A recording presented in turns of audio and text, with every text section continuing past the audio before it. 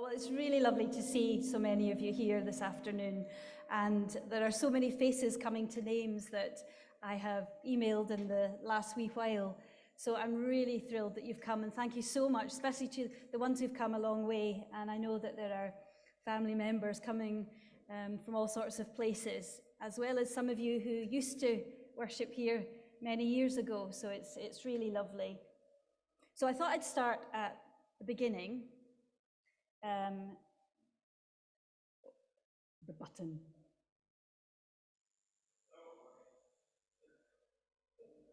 There we go. So the beginning, though, is one of those questions. So I'm going to test some of you who were here before. The building here, was that the beginning, do you think, of the story of Portobello Baptist Church? No, I wouldn't be asking you, would I, if it was? Over 100 years, though, in this building, so really a long time. So here's another clue. I don't know that anyone can see that, but it says centenary on the mug. Here's a closer one. 1897. Is that the beginning? Closer, not quite. How about this one? And you can actually see this board with the lovely writing on it just there at the back, and I'll give you a close-up. 1892, the beginning? Almost.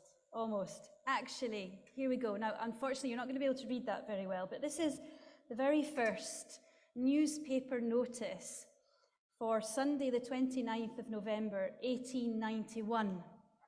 So we're almost 132 years ago.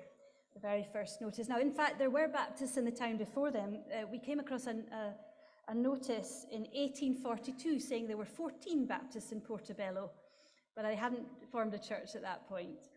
So where was the church? Well, it was at an old ice cream shop on the high street.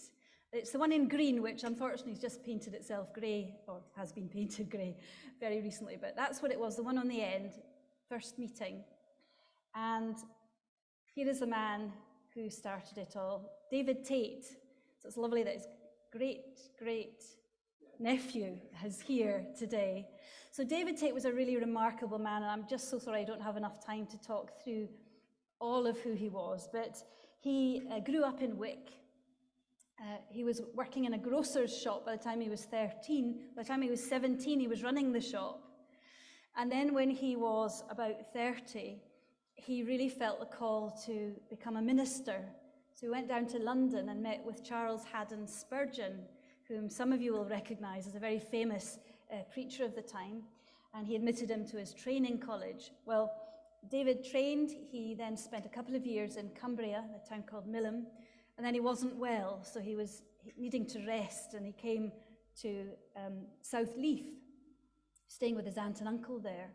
And when he was there, he realized there was a need for a new church there, and within a very, very short time, that church was growing. So that was March 1891, and in November 1891, he was already looking out to another part of Edinburgh, which was Portobello, and he started services here. So they started in the afternoon, and that was because he was preaching in South Leith in the morning in the old ice cream shop. And that was November. Well, Christmas came along, and they were having special meetings at Adelphi Hall, which is still there, although it's converted to flats now. And then in January 1892, so still within weeks of the start, they were adding Friday night services.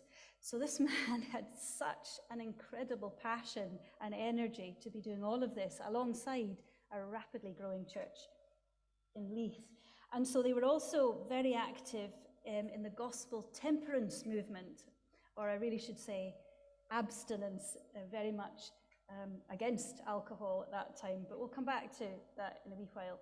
Well, a few months later they moved here, which is the tower, and the tower still does exist. That was it in 1891, and that's it a wee while ago, and very difficult to get a photo now because the amusement arcade is so close, but that's where they met then for the next 4 or 5 months. Now, at that point in time, at the end of 1892, 2 more names come into the history, and we've sadly not found a photograph, but this is Reverend John Boyd Wallace. a man who was an elderly man at the time. He had been an evangelist with a Hamilton Trust. It was through Bristol Baptist Church in Edinburgh. They funded the work of evangelists in smaller places. And so he met up with a lady called Mrs. Cleghorn. That's Mrs. Cleghorn. The photograph came all the way from Belize, where her family are still there, so that's lovely. And they got together and she said, would you be able to help? We'd like a Baptist church in Portobello.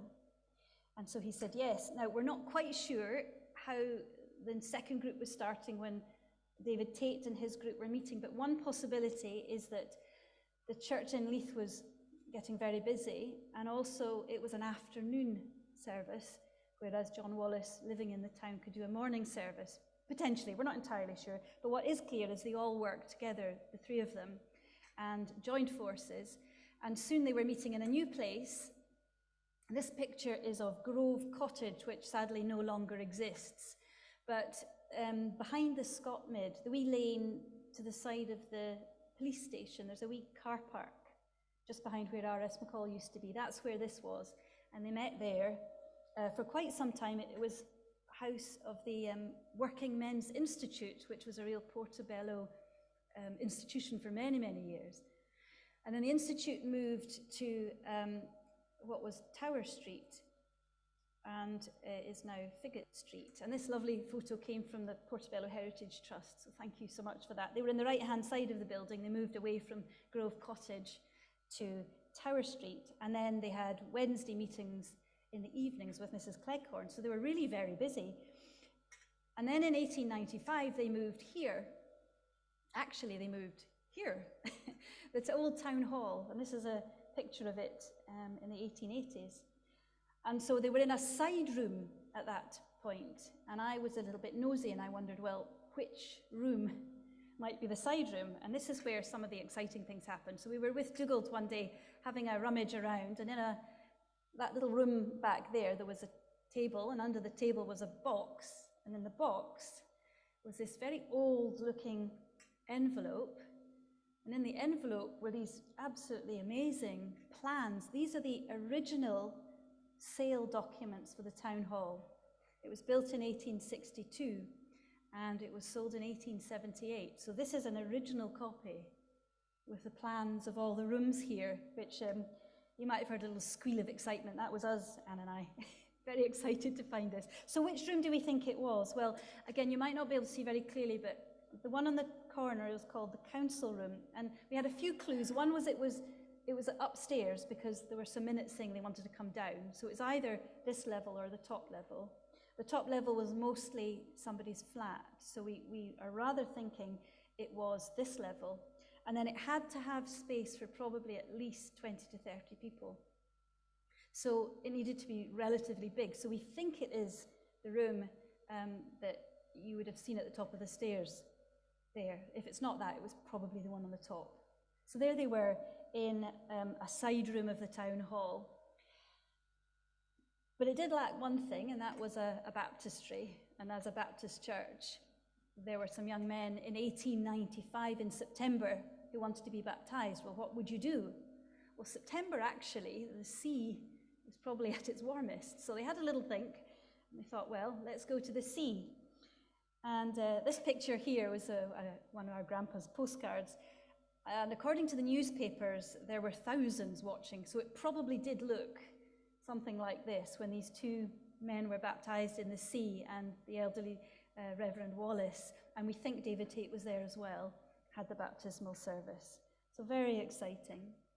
But unfortunately, John Wallace was having a really, really hard time with his family. He'd lost 3 children very young, and he had 2 teenage sons, but they both went down with tuberculosis, which in those days was usually fatal. And both boys, very sadly, were going downhill, and his wife caught it as well. So whether that was the reason or whether there were other reasons, he was elderly, he actually had to withdraw from looking after the church, and he moved into Edinburgh and then back home to Ireland. But this man here came. Now this man is Archibald McGill, brother-in-law actually to David Tate. And he came, he was an army man stationed at Piers Hill, but I understand there were no officers' accommodation at Piers Hill, so he came into Portobello. He had some time and he was able to help the church really grow from a group that had been quite informal for the last 6 years, and he put in the first constitution. So that's where the 1897 comes in. 1st of November 1897, first constitution. They put in elders and deacons and generally started to formalize things. And at that point, there were 27 on the roll. And this shows you what you do when you inaugurate a church. You have to have a soiree. So this is the soiree that was happening in November 1897 for the town to come and enjoy a special meeting as they celebrated this formalizing of the church. David Tate came back, he was there. A man called James Campbell Ross was there, he had preached often. A man called Adam Crooks was there, he was one of the early elders. And also a man from Dalkeith. John Wallace had actually spent some time in Dalkeith just before Edinburgh. So real representation there. And they started a Sunday school again. It had started but had lapsed. They restarted the prayer meeting, really getting onto a great footing. And then the army stepped in and called Archibald McGill away. And the church was really very sad because they were so comfortable and they really appreciated his work. So he had to go back down to England, to Tynemouth. And over the next few years, there were a number of men who led. None of these men were being paid, by the way. They were all just doing it because they loved the Lord Jesus and they wanted to tell the town about him. So these three next men were there for the next few years. And again, we've not got some photographs. First was Thomas Adams, a really interesting man. He owned the printing works and published the Portobello Advertiser, the Musselburgh News, the Midlothian Journal. So he was a newspaper man. Very handy as well if you want to print tickets for soirees or other adverts. So he did all their printing. And they were also active in the town. They were distributing sermons by Spurgeon for people to read. They were having monthly church meetings at the time, so the poor church secretary, it's no wonder there's so many minute books. But they realized that they needed to move, so they'd been in the town hall for about 3 years, but they needed to move, and they went to a private school. It's now been demolished on Windsor Place, next to where the post office is. It's now a block of flats, and that's where they went. Now, in that school, they wanted to have a baptismal service, but this was January, so you can't really head to the sea in January, so never mind. David Tate had a movable baptistry. Now, this is the one that Musselburgh Baptist Church uses. It could be set up and taken down. I don't think theirs would have had the bright blue lining, I'm sure, but but the trouble was they were renting rooms, and the baptistry was too big to go through the door. Now, I got this from the minutes. This is authentic. So what did they do? Well, they hired a joiner to remove a window, and in came the baptistry. So they set it up, and that was fine. And then it sprang a leak, so in a rented room. So they patched that up, and then they wondered how were people actually going to climb in, because it was quite high. But somebody realized we're in a school. There are desks and there are chairs. So they rigged something up, and people managed fine, so I'm told. There you are. Now, one of the men who was baptized that day was a man called David Brown, and he was in his 50s, so he wasn't a young man, but he was very soon seen to be a leader, so he had real leadership skills. And so in effect, he became their next honorary pastor. He was an interesting man.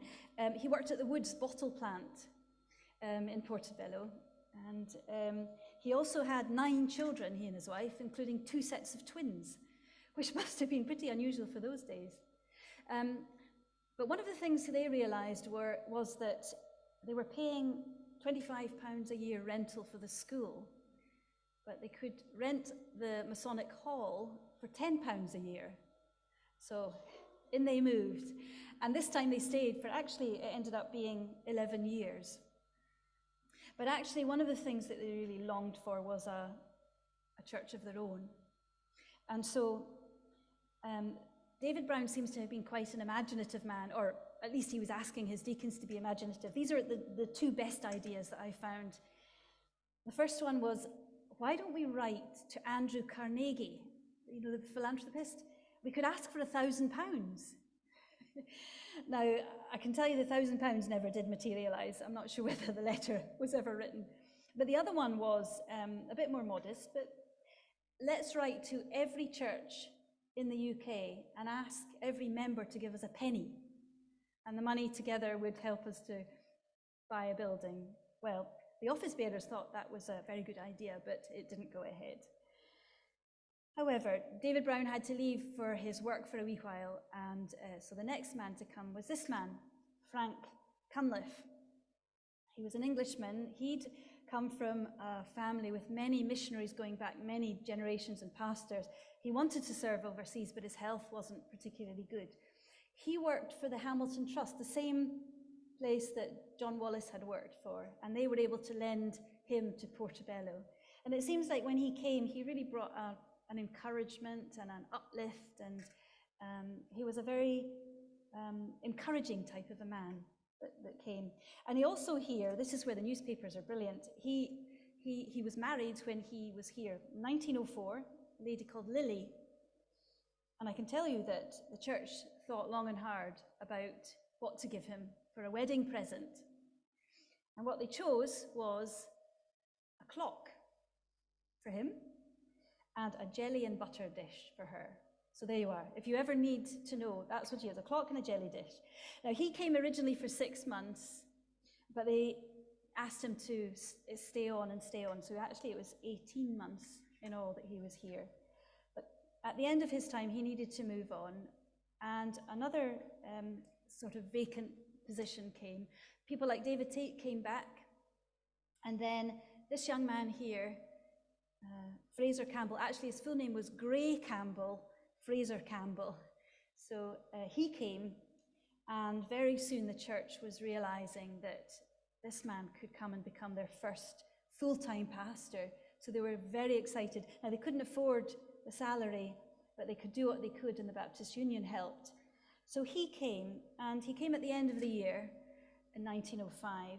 And I love this story, I read it in the newspaper. He was walking along the pond one night, and he saw the light of the moon casting a lovely silver light across the dark sea. And you know what it's like, it's pitch black, isn't it, at that time? And he thought, I've come to this town, and I want them to know the light of the world. And that's another name for the Lord Jesus, the light of the world. And he wanted to give everything he could to help people who were living in darkness of poverty and disease and family difficulties, but most of all, darkness internally, because they didn't know God. And he wanted to tell them about the Lord Jesus. I thought that was really lovely.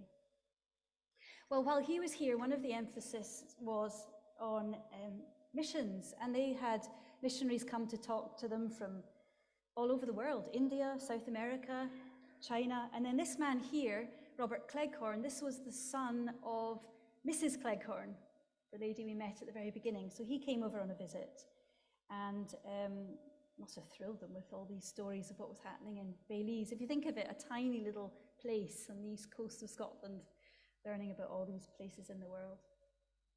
Well, the love must really have been in the air in Portobello, because the next to be married was Fraser, and he married Isabella, and this lovely photo came from their granddaughter just 2 or 3 days ago. And so they had to give him a gift as well, so they gave him a clock. But she got a cake basket in the shape of a shell, apparently, because they thought if she moved on, it would remind her of Portobello. So there you are. Well, 10 years had come since Archibald McGill constituted the church. 16 since the beginning, but the 10 years they had another soiree and a great time. The membership had grown to about 60 by then, so it had sort of doubled in 10 years. And but at the same time, they were actually losing a number of members overseas. It was a time when there was a lot of emigration, and so one of the church secretaries, he and his wife moved out to Canada.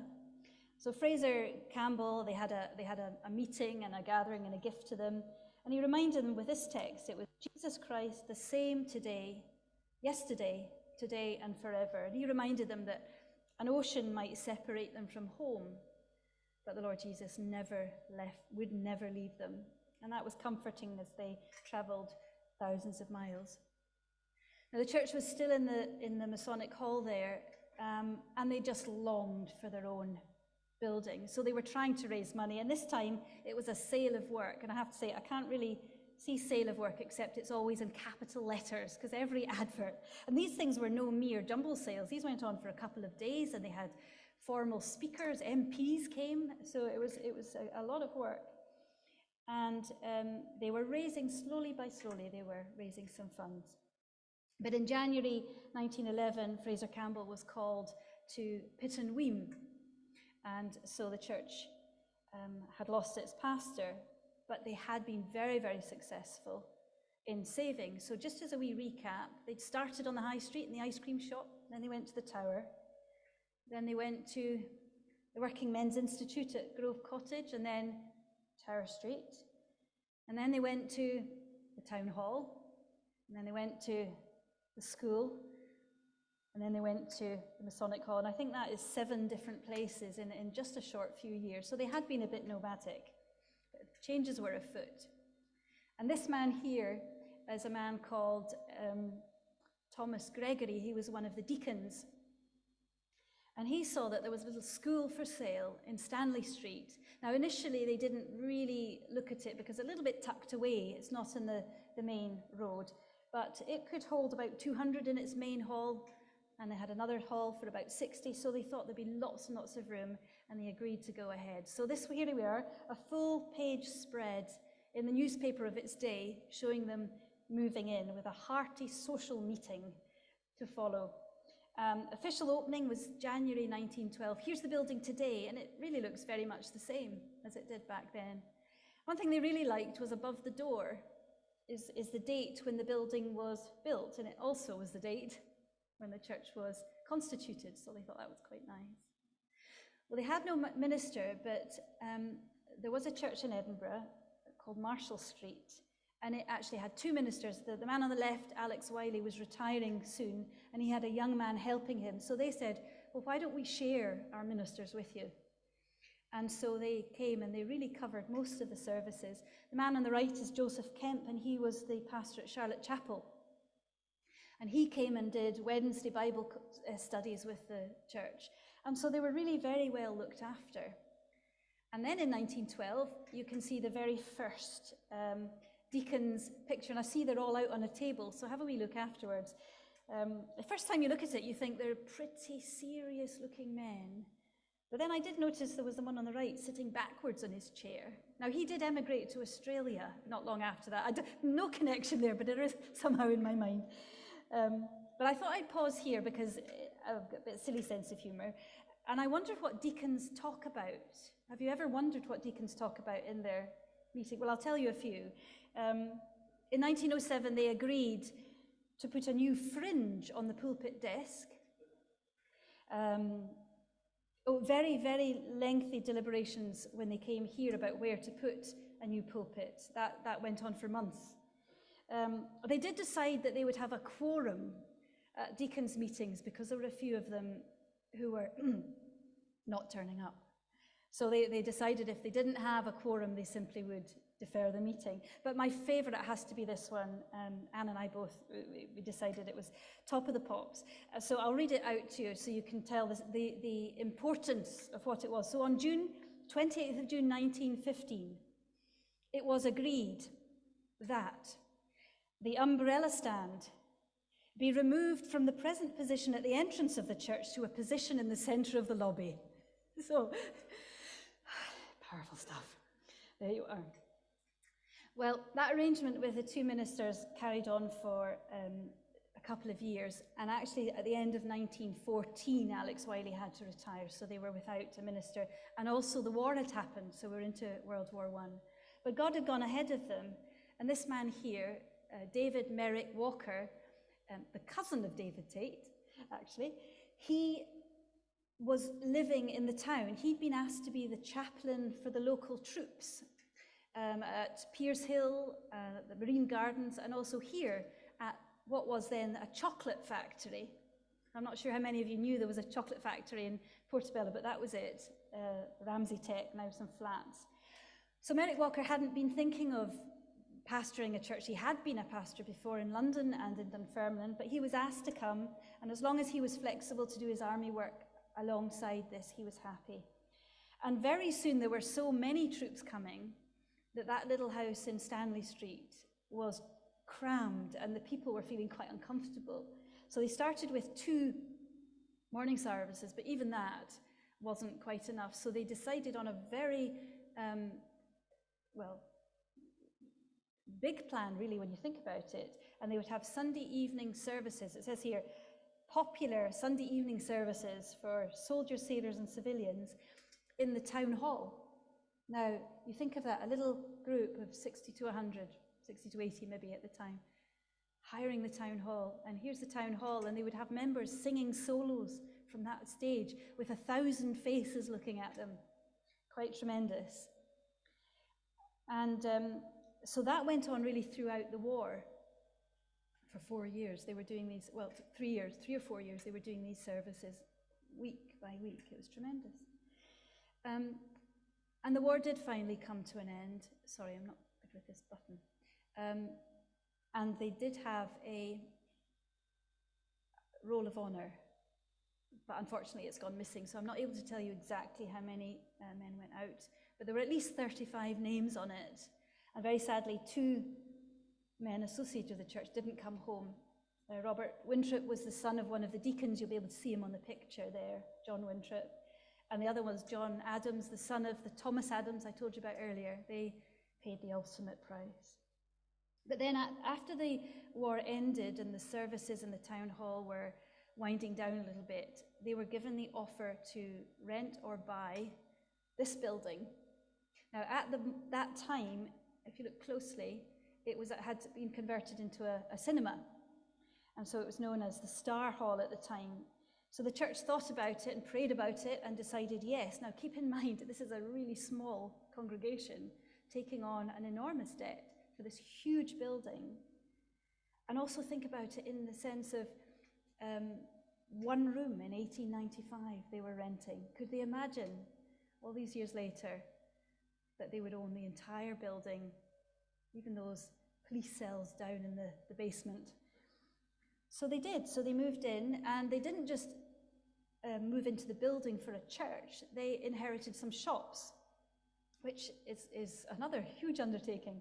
So first of all, there was a Mrs. Reed, and then there was a beehive drapery store. And this picture from a Baptist Union book in the 20s shows the beehive drapery. It actually says beehive drapery store there with some sort of drapery there. And then a fruit merchant came in, and then a shoe shop, Marshall's shoe shop, and this lovely photograph. Thank you so much, Margaret, for this brilliant picture of the shoe shop that was there for about 40 years. So they also inherited some tenants. So right on the very top floor was a caretaker's flat. And one of the elderly members, many, many years later, used to recall the story of her apparently coming down those stairs on a tin tray. And I'm thinking either she had very, very good steering skills or very, very bruised knees, but there you are, that's the story.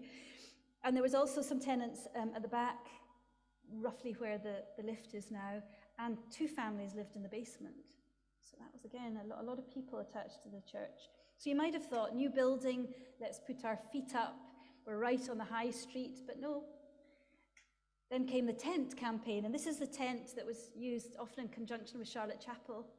And it was put in places like the corner of Bath Street and Montoni Avenue, or the foot of Tower Street, a place called the Shelter on the West Promenade. And this little stamp we found in a box, this must have been the actual stamp they were using to advertise their services near the promenade. So that went on in the 20s and the 30s. And those days, the church was growing rapidly. They had a huge Sunday school. In fact, there was a Sunday school competition. They got scripture exams, and the church here won it in 1915, 1916, and 1917. So they were very, very chuffed about that. And later they went to make their own Shield. This is a later Shield, but the Sunday school was thriving. And they also had a Band of Hope, which was introduced, and also Girl Guides and Boy Scouts. But sadly, one night in 1924, the hut at the back burned down. And so some of you will have heard the story. They needed a new hall. And Merrick Walker, with his army contacts, heard that in Gretna, some of the huts that were being used for the ammunitions workers making their devil's porridge, they were up for sale and they could be dismantled and brought up. So it was assembled and opened in April 1925. And that temporary hut is still going strong today, so quite good. The early 30s were also very exciting because two people went out as the first missionaries from this church. So the first was Dr. Hugh Craig. He went to India, but very sadly he caught a severe form of malaria and he had to come home after only a couple of years. And then the minister's daughter, Vera Walker, she was also a doctor. She went out to India as well. And then she married out there. But the Walkers were becoming older then, and it was time to retire. And this lovely picture is a few years after it, actually, but that's Mrs. and Mr. Walker on their golden wedding. And so he'd led the church through tremendous change and also a world war. But the church was ready to carry on. And the next man who came was William White. So lovely to see his grandson here. And he had been, in fact, involved in the tent campaign, the very first one. He was involved. And also, in fact, he was a surveyor when the new town hall was built in 1914. So little thing there. It seems funny now, but the Durhams and the Collisdeans were just being built in that era. So the church was very active in going around and talking to people and welcoming them in.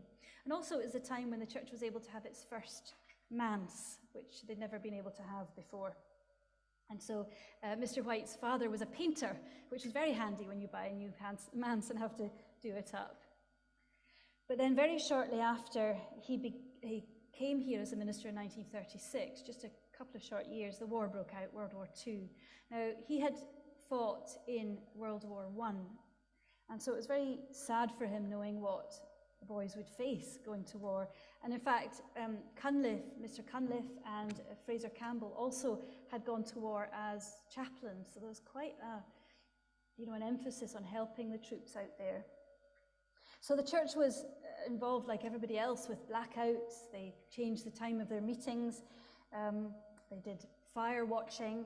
And they also had an idea that by then the tenants in the basement had gone. So if there were to be a siren during a service, they would all scoot down to the basement and have an impromptu song service. That was the idea. And the ladies got knitting right away so that they could send what they called comforts for troops. Albeit the price of wool then became scarce, and then it became very costly, so they ended up sending money. But they also did something else, which was by 1941, the government was asking for scrap metal. Now this building had been a cinema before it had been a church, so they dismantled the cinema box so they could do their bit. And the war did finally come to an end, but again, not everybody came home. This is the lectern in the high school. It's still in the high school today, carved with the men from the high school who lost their lives. And two young men from the church were among them. There was an air gunner, James Farlow, killed in action in 1940, and then Ronald Worsnop in 1941. But they also lost Mrs. Wells. She'd been with her family in Dundee, and there was an air raid there, and so she was killed. So it was costly. But in 1944, although actually it was a lovely celebration of the 25th anniversary of the Whites, and he was then called down to London, to West Croydon, much to the dismay of the church, because they'd really loved him, and both of them and the family were very loved in the church. And at that stage was really when the church was at its highest. The membership was at just under 300, so very big when you add in the families and the children. They all fitted in here and up on the balcony.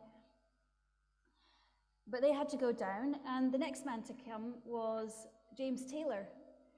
And James came, he had been a minister before coming, but before that, he was actually a missionary in the Congo. And again, two of his grandchildren here, and these photographs came from a book where he was actually translating into the local language, which is really lovely.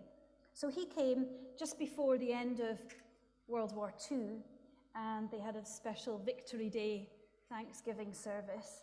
But again, the deacons had something very, very important to discuss, as you do when a new minister comes in. So this time, Hamilton Baptist Church, where James Taylor had just been, well, they had a duplicating machine, and Portobello did not.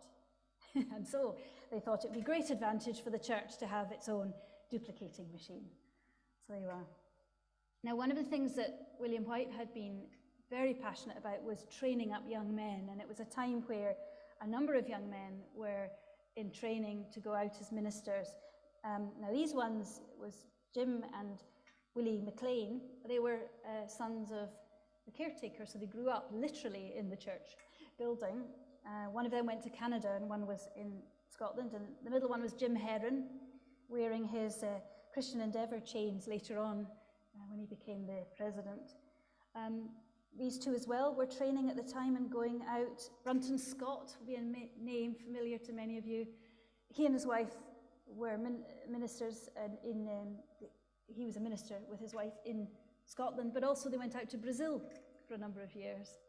And then Jim Taylor, the son of the minister, also was training. So those were really very active years. And this lady here will be familiar to some of you, Winnie Haddon,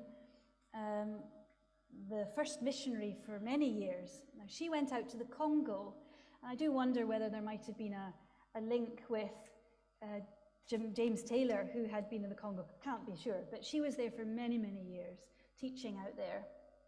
And I can tell you that as a sending off present, she was given £100, 4 tin trunks, and a typewriter. So there you are. Now, we're talking here in the 1940s. If I come back just a few years, the church was founded in 1891, therefore 1941 would have been 50 years. And the deacons wanted to celebrate in 1941, but war came. And then by then there was a little bit of confusion, because in 1892, Mrs. Cleghorn had come, and her daughter, Nurse Cleghorn, who ran a maternity hospital in Stanley Street, she took over Stanley Street when the church came here. She was reminding people of the role that Reverend Wallace had and her mother, and so a bit of haziness came in. So 1892, the Christian Endeavour wanted to celebrate 50 years, so they put together a Jubilee lectern, and there's a little plaque saying 1892 to 1942. Well, again, they couldn't celebrate there because it was the middle of the war, so they decided actually to celebrate in 1947, 50 years after the inauguration. But what do you do if you've made a lectern and you put a plaque on it? Well, we're Scots, we don't miss anything, do we? We turn it round. That's what they did. Turned it round, put on a plaque on the end, and there you are, 1947, almost exactly 50 years after the church was constituted.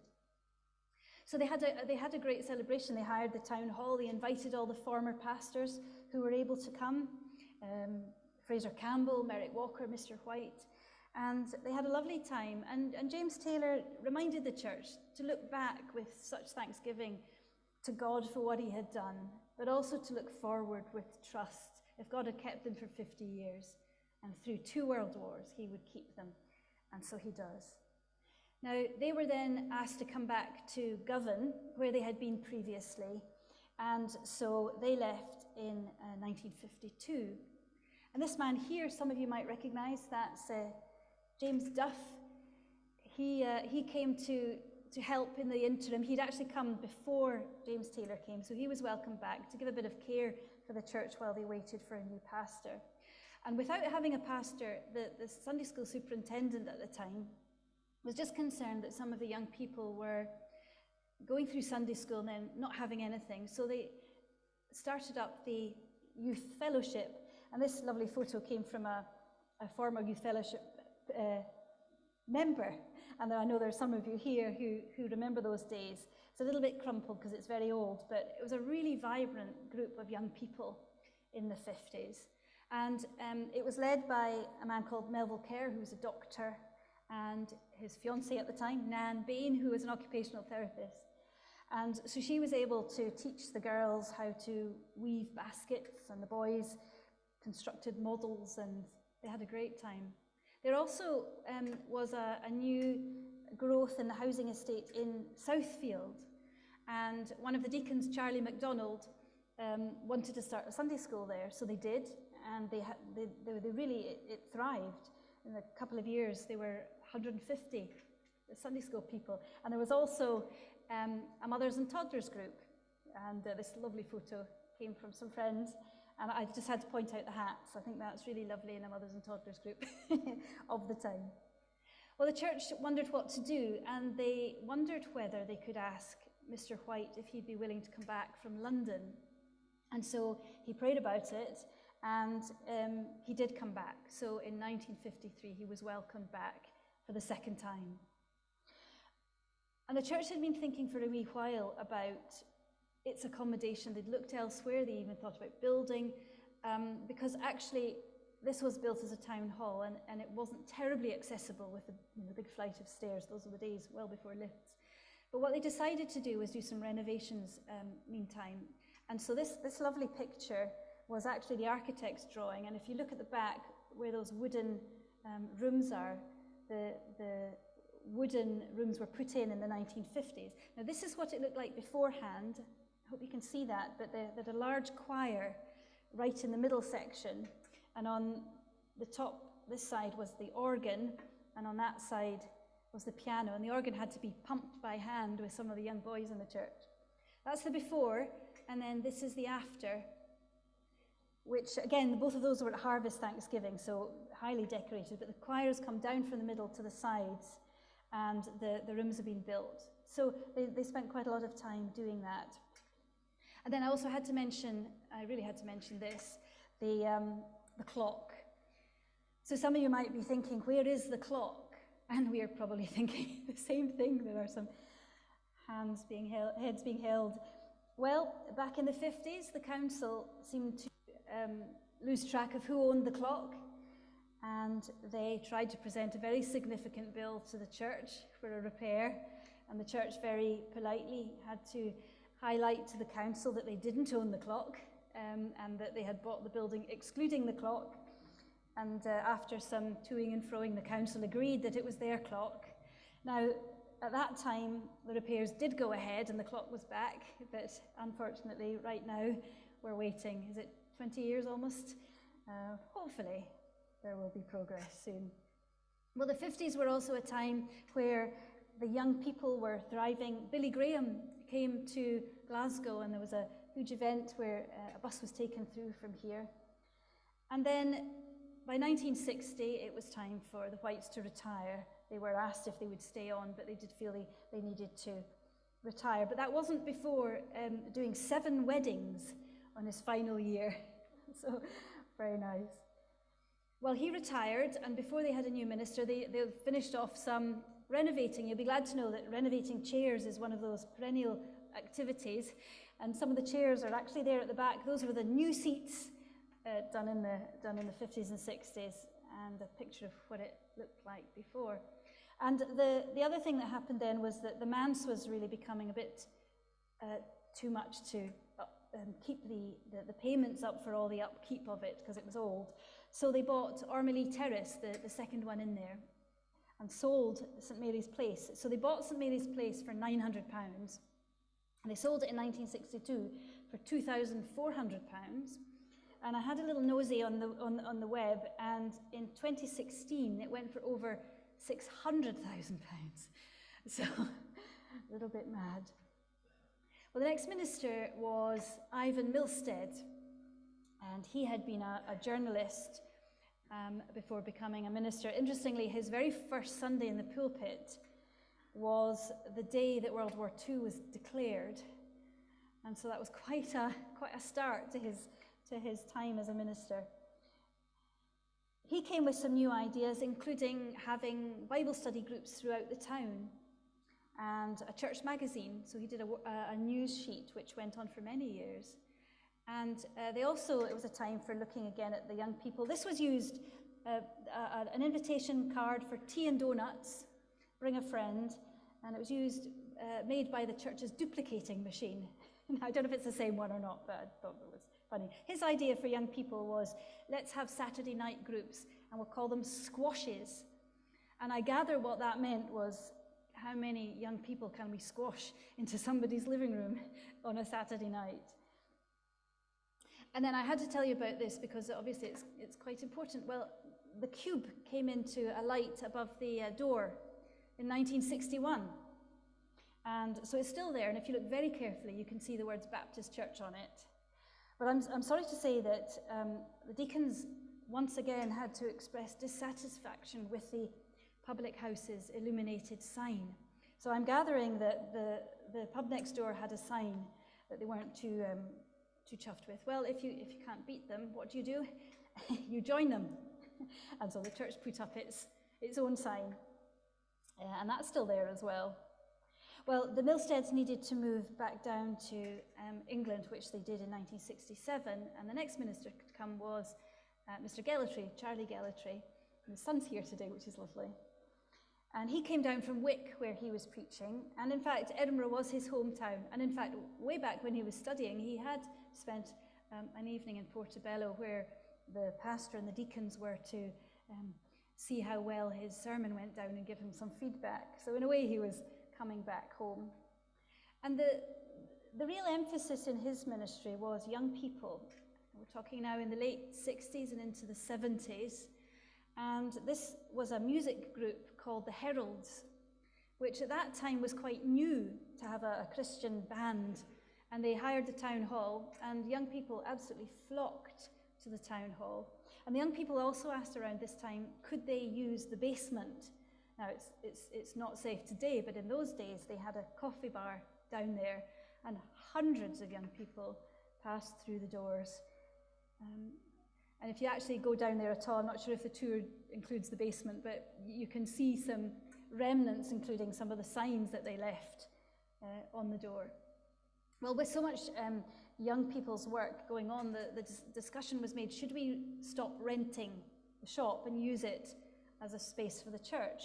But then unexpectedly, the Citizens Advice Bureau came and asked if they could use the space. And this is 1976, so they were given a lease for 1 year.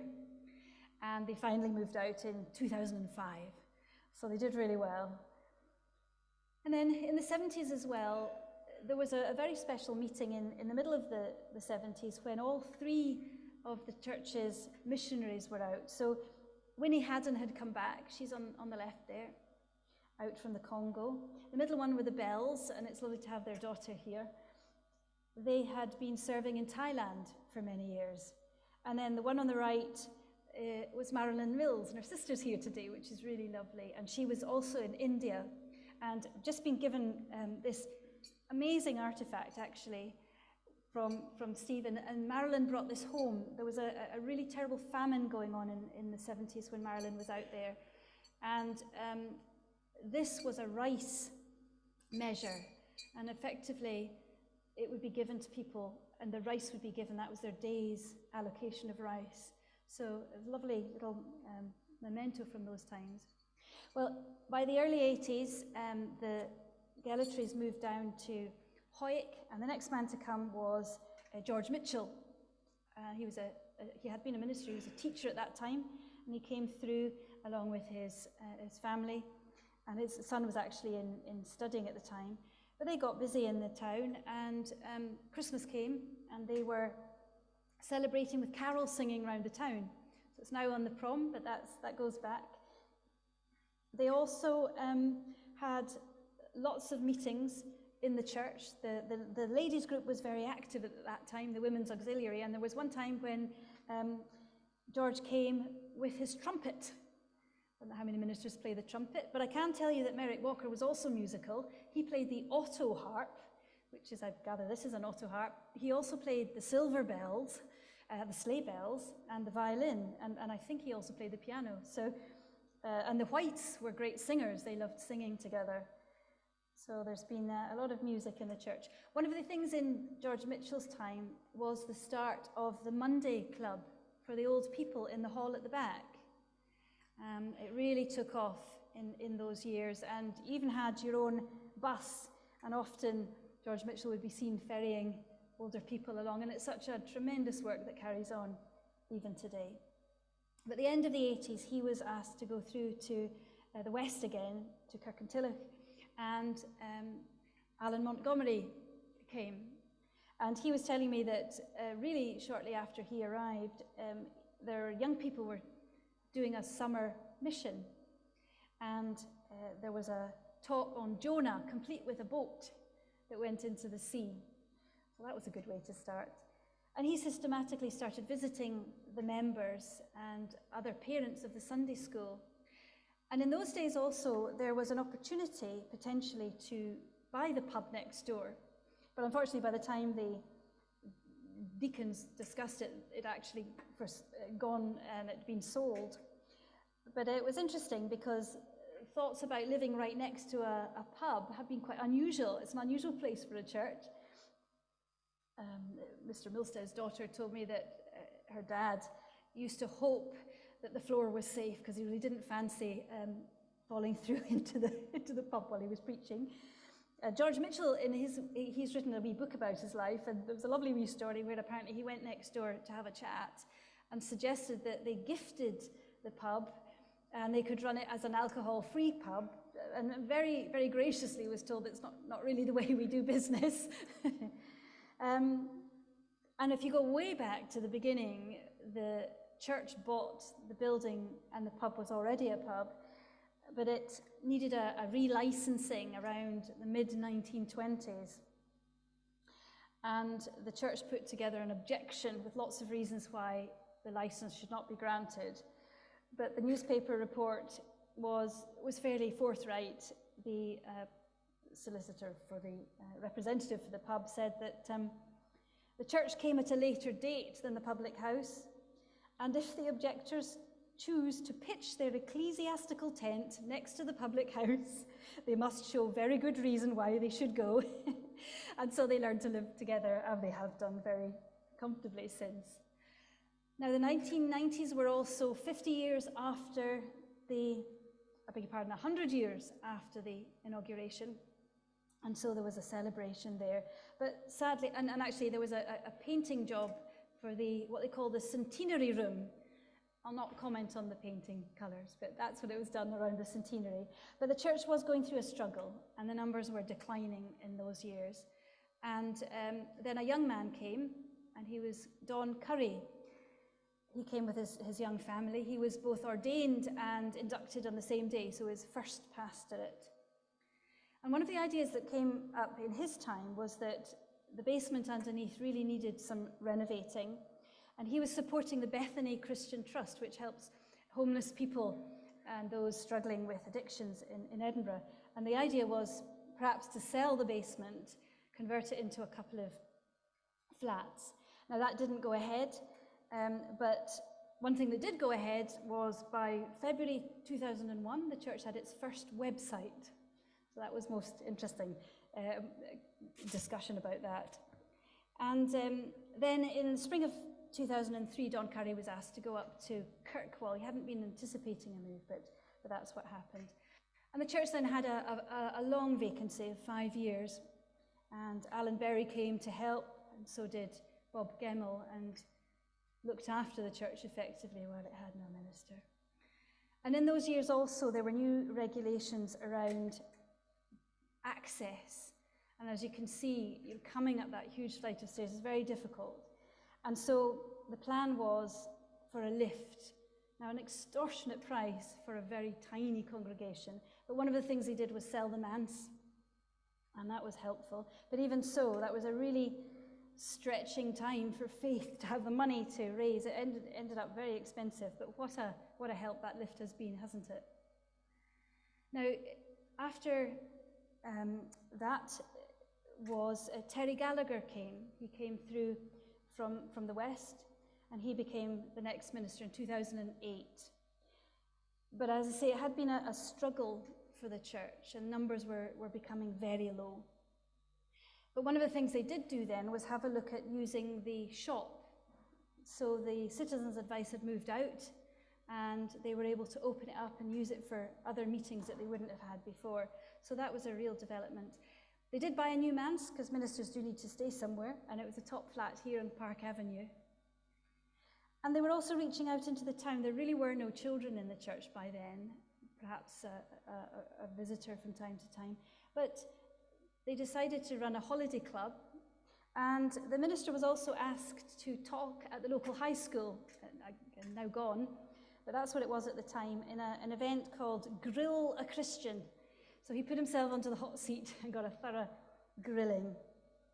But very sadly, by 2010, really the money had run out financially, and they decided that they needed to ask Terry if he would step down, because they couldn't afford the salary. So they reluctantly, but they understood, and they left. And so the next person to come was Andy Scarcliffe. And Andy had been in ministry, and he'd come out to do other work, and he was wanting to come back in. And he came with many new different ideas. That's what I actually said at the beginning. He would come watch this space. And so he brought with him some changes.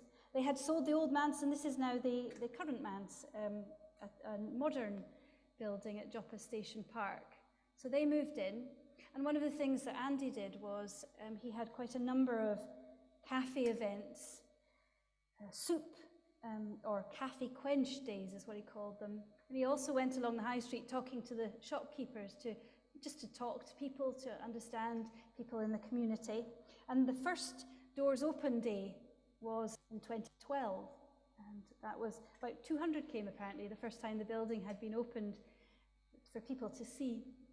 Now, one of the stories I thought was quite funny in those days was they decided they wanted to do something at Christmas time for the young people. And so they painted rocks and they hid them in the town, and children were to come, and then they could come into the church, pick up these little stones, and they would get a little bag with a prize and a little Bible story. What they didn't realize was how quickly they were going through the prizes. They had counted up stones, they'd counted up bags, but what was happening was some very naughty little boys were realizing that if they just hung on to the stone, gave it to their chum outside, and they came in, so they got wise to that one. Now in 2017, Andy was approaching retirement, and so he was ready to move on, and the present minister, Glenn, who you met a moment ago, he came. And so he had been up in Aberdeenshire before that, and in fact he had studied in Canada, so quite an international background. But very shortly after that, this happened. You remember those days? Lockdown, social distancing. What a shock. So the church closed its doors, and that was the end of that. But no, not at all. We all soon learned about Zoom. And so the church was able to keep on telling people about the good news through the internet, which was amazing. Now, the old cinema seating came out. There was some water damage and that had to be fixed, and so they took the opportunity to do that. And these chairs were brought in for different patterns of seating, as you can see. And more recently than that, Glenn has become part-time with the Baptist Union as well as with the church. And Archie has joined. I know Archie was here earlier. You might have met him. So they're working together. And outreach into the community continues. One of the things that carries on, I think it's now in the hall, is a porty fridge where extra food is available for people. During last year, there were warm spaces when the cold came and the cost skyrocketed. And now there's a weekly jigsaw meeting where people come to sew or to do jigsaws, have a cup of tea in the cafe space, which is such a lovely place just to sit and enjoy a bit of warmth and chat. So I must stop. I think I'm still just about on time. But 132 years, some highs, 300 members perhaps, hundreds in the Sunday school, some lows, world wars, losses, numbers so small they wondered if they'd even keep going. But God has kept the church, and it's kept all of its people. And they've had lots of buildings in the town as well. Some moving around for a few months, some for a few years, 100 years here in the middle of the town. So just in case you think I might have made up some of this, I promise I haven't, but where do you get all this information? So this is just a bit of a silly bit at the end, but newspapers are brilliant. You get notices that tell you all sorts of things. Where were people, what were people doing, where were they staying, what were they getting for their wedding presents? Books. I had books. When I was offered to review the minute books, I thought we'd be talking about half a dozen, 15, 20, 30, 40. They knew how to write minutes, and I must say, if you ever wanted to be a church secretary, some of them had beautiful copperplate writing. Some of them, you needed a degree to read the writing, but they had diaries, the boxes, they had rolls of old expenses. These were very interesting because when you unrolled them, there were lots of headed paper for all the old shops in Portobello. And then sometimes you came across something that was absolutely a eureka moment. You can't read that, but it actually says the origin of Portobello Baptist Church. And it had become a little hazy over time, but this helped clear up exactly what was happening. So that was very exciting. And in fact, even in that envelope is the receipt for the very first meeting in Grove Cottage in January 1893 as a receipt. So historic. And then this was another one where I think there was a squeal of excitement. This was one of the adverts that Thomas Adams printed, or his son, in fact, another Thomas Adams, 110 years old since this flyer went out, and it was just tucked in the back of the book. That was exciting. Then there were bits and pieces, the old hymn boards that some of you might remember. There were some photographs, and I thought this was a super one of Mr. White and the ladies in their fur coats and hats, again, of its time. What a gem. And then sometimes you come across something that is really very, very valuable. In fact, you can see it there. A communion, a solid silver communion cup. I'm afraid it's not, it's only electroplated. But it is dated from the 1890s, so it's almost certainly what they used way back when David Tate and John Wallace were talking. And then you do sometimes find really priceless things. These were the old town hall plans, one of a kind as far as we're aware. There isn't another one like it. But most of all, there is the priceless news that has been preached from this church right from the start. That verse everybody's heard of, but it's so true. For God so loved the world that he gave his one and only Son, that whoever believes in him should not perish but have everlasting life. So this is one of the pulpit Bibles, and I really have to wrap it up. What we had 21 ministers, others helping, 9 meeting places, 1 message, and 1 church that's still here in the heart of Portobello. So I hope in 130 years' time, there'll be somebody else coming along and talking about the next 130 years. But thank you so much for listening. It's been great to chat to you. Thanks.